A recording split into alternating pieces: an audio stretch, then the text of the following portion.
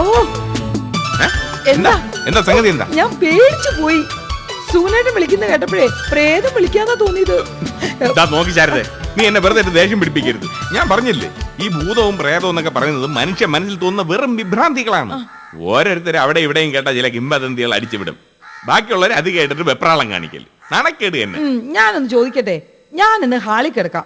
സുഗുണേട്ടന് രാത്രി ഒറ്റയ്ക്ക് മുറി കിടക്കാൻ പറ്റുമോ?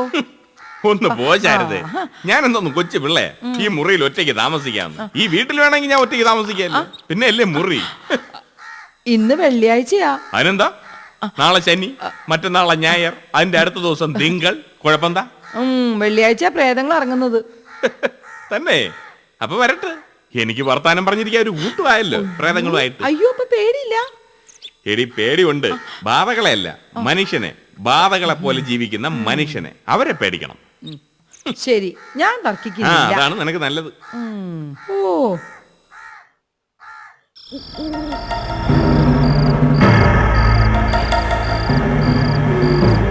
നീ എവിടെ പോണ?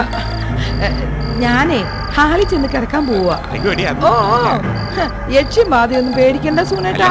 ഇന്ന് വെള്ളിയാഴ്ച ആണെന്നൊന്നും വിചാരിക്കരുത്.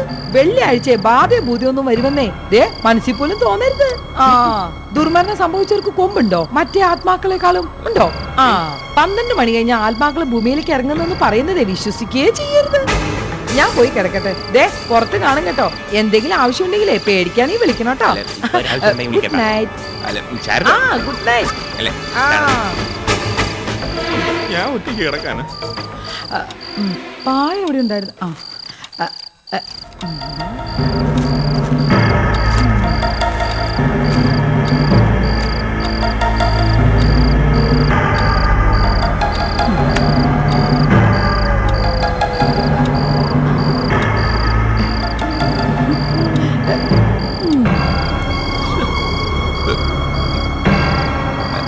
ഞാൻ എന്തിനു പേടിക്കണം? എനിക്ക് പേടിയൊന്നുമില്ല.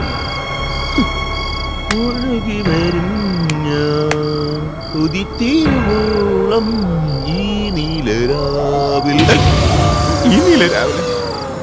ഞാൻ എന്തിനിപ്പോ ഈ പാട്ട് പാടിയത്?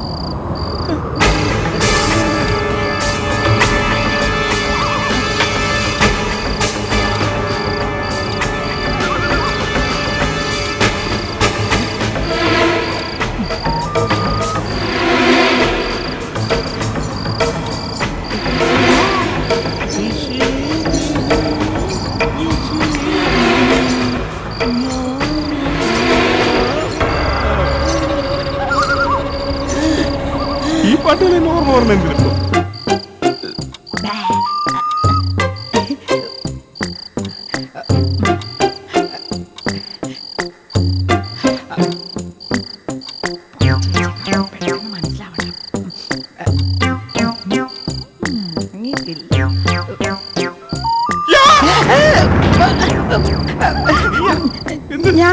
ഞാനാ സുഗുണേട്ടാ. ചെങ്ങല കളിക്കുന്ന പോലെ ഒരു ശബ്ദം കേട്ടെ.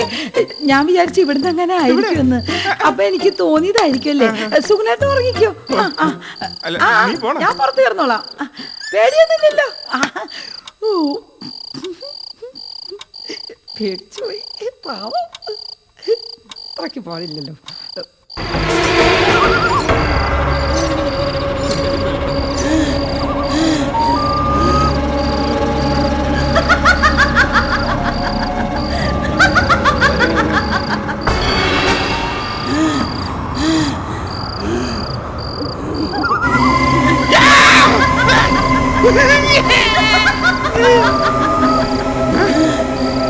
ഞാനായിരുന്ന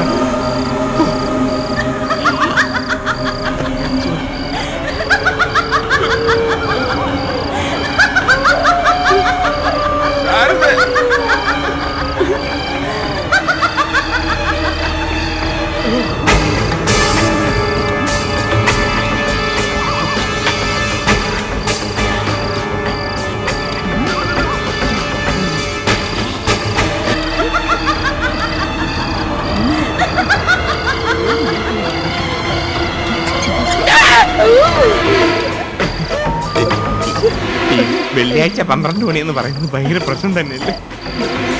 എനിക്ക് പേടിയാവുന്നടി ഒറ്റയ്ക്ക് കിടക്കാൻ. നീ കൂടെ വാ. വേണ്ട വേണ്ട വേണ്ട, സുഖേട്ടാ, വേണ്ട, ഞാൻ വേണ്ട. നീ കിടക്കാം. ഒന്നും പറയണ്ട. അല്ല ഞാൻ ഇവിടെ നീ ഇങ്ങോട്ട് നട. പോ ഇങ്ങോട്ട്. ദേ കാര്യങ്ങളൊക്കെ പറഞ്ഞ് ഞാൻ ഒരുമാതിരി സെറ്റപ്പ് ആക്കിയിട്ടുണ്ട്. പേടി മാക്സിമം കൂട്ടിയിട്ടുണ്ടല്ലോ അല്ലേ?